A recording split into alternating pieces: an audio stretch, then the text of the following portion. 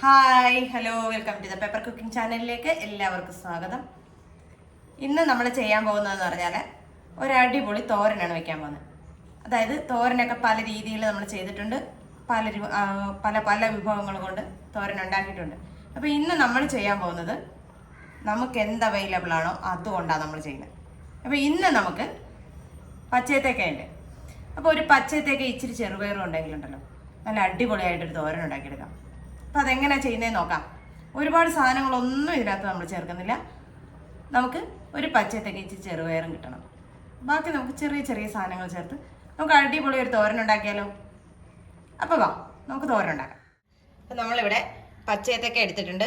ഒരു അരക്കപ്പോളം ചെറുപയർ നിങ്ങൾ തലേ ദിവസം വെള്ളത്തിലിട്ടാൽ വേവിച്ചെടുക്കാൻ വളരെ എളുപ്പമാണ്. ഞാനിത് വെള്ളത്തിലിട്ടിട്ടില്ല, അതുകൊണ്ട് തന്നെ എനിക്ക് വേകാനായിട്ട് ഇച്ചിരി സമയം എടുക്കും. പിന്നെ നമുക്ക് വേണ്ടത് ഒരു ശകലം തേങ്ങ വേണം. അതായത് ഒരു 1/4 മുറിയോളം തേങ്ങ മതി.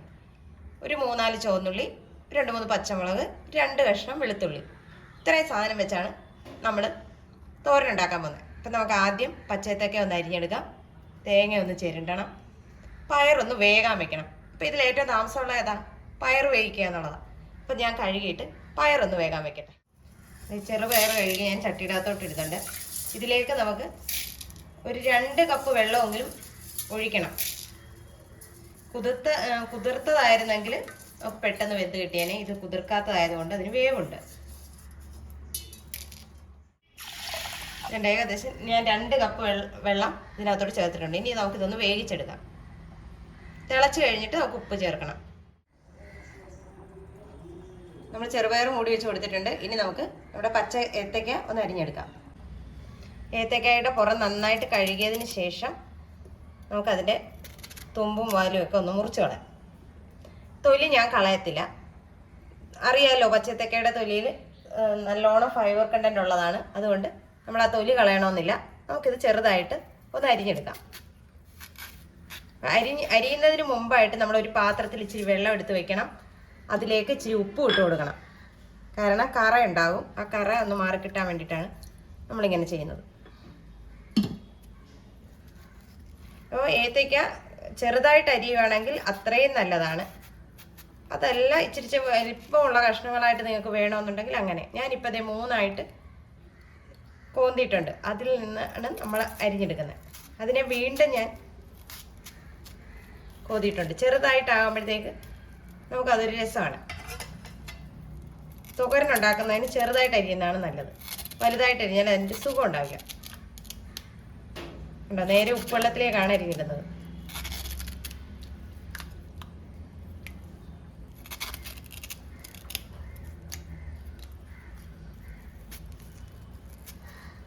അപ്പോൾ നമുക്കിത് ഇങ്ങനെ ഒന്ന് അരിഞ്ഞെടുക്കാം.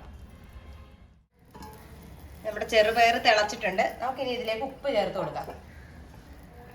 പരിപ്പ് വർഗ്ഗങ്ങളൊക്കെ ഉപ്പ് ചേർക്കുമ്പോൾ പെട്ടെന്ന് വെന്ത് കിട്ടും. പിന്നെ ഇതിനകത്ത് ഉപ്പ് ചേർക്കുമ്പോൾ വളരെ കുറച്ച് ഉപ്പേ ചേർക്കാവുള്ളൂ. നമ്മുടെ ചെറുപയർ നന്നായിട്ട് വെന്തു. ഇനി നമുക്കിതിലേക്ക് നമ്മുടെ അരിഞ്ഞു വെച്ചിരിക്കുന്ന പച്ചയത്തേക്ക ചേർക്കാം.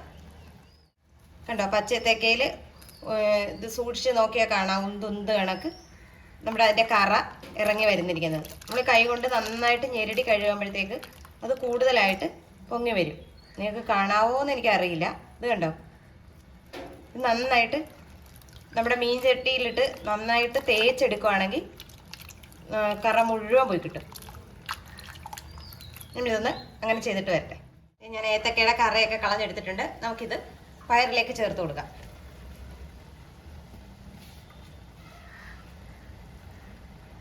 പയറിൽ ഇച്ചിരി വെള്ളം ഉണ്ട്, അതുകൊണ്ട് നമ്മൾ പ്രത്യേകിച്ച് വെള്ളമൊന്നും അതിനകത്ത് ചേർക്കേണ്ട കാര്യമില്ല. പച്ചക്ക ചേർത്ത് കഴിഞ്ഞ് നമ്മൾ ഉപ്പിടണ്ട, കാരണം നമ്മൾ പയറിനകത്ത് ഉപ്പ് ചേർത്തിട്ടുണ്ട്. ഇനി നമുക്കിതിലേക്ക് അരപ്പും ഒക്കെ ചേർക്കാനുണ്ട്. അപ്പോൾ അത് കഴിഞ്ഞിട്ട് നമുക്ക് നോക്കിയിട്ട് വേണമെങ്കിൽ ചേർത്താൽ മതി. നമ്മുടെ പച്ചക്ക വേകാൻ ആവശ്യമായ വെള്ളം ഇതിനകത്ത് തന്നെ ഉണ്ട്. ഒന്ന് തട്ടിപ്പൊത്തി വെച്ച് കൊടുത്തിട്ട് നമുക്ക് മൂടി വെക്കാം. നമുക്കിതിനെ അരപ്പ് തയ്യാറാക്കണം. അതിനായിട്ട് മിക്സിയുടെ ജാറിലേക്ക് നമുക്കൊരു 1/4 മുറി തേങ്ങ, 1/4 മുറി തന്നെ വേണമെന്നില്ല, എന്നാലും ഏകദേശം ഒരു 1/4 മുറിയോളം തേങ്ങ ചിരണ്ടി എടുക്കുക.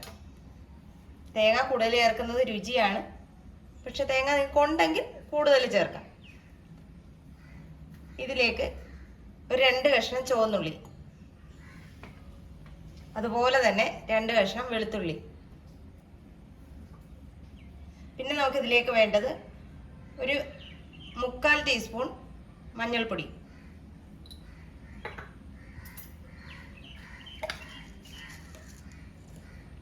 ഒരു 1/4 ടീസ്പൂണോളം നല്ല ജീരകം,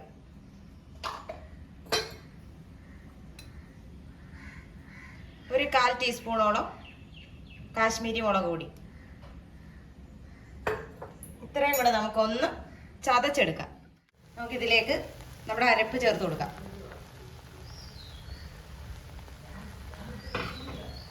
നമ്മൾ ഇടയ്ക്ക് ഇളക്കി കൊടുക്കണം, ഇല്ലെങ്കിൽ അടിക്ക് പിടിക്കും. ഇപ്പം പയർ നമ്മുടെ നന്നായിട്ട് വെന്തിട്ടുണ്ട്. നമുക്കിനി അരപ്പിൻ്റെ പച്ച ചുവടൊന്ന് മാറ്റിയെടുക്കണം.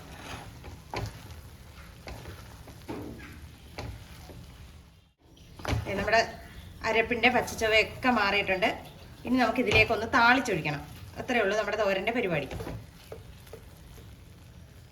നമുക്കിതിലേക്ക് ഒരു താളിപ്പിനായിട്ട് ഞാൻ പാത്രം വെച്ചിട്ടുണ്ട്. അതിലേക്ക് ആവശ്യമായ വെളിച്ചെണ്ണ ഒഴിച്ചു കൊടുക്കാം.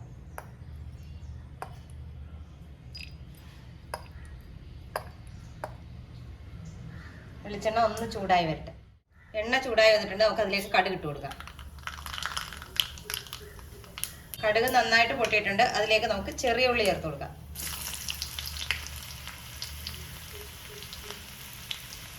ഒപ്പം തന്നെ നമുക്ക് വറ്റൽമുളകും ചേർത്ത് കൊടുക്കാം. കറിവേപ്പില എന്തോരം ചേർക്കുന്നോ അത്രയും നല്ലതാണ്. നമ്മുടെ താളിപ്പ് കറിയിലേക്ക് ചേർത്ത് കൊടുക്കാം.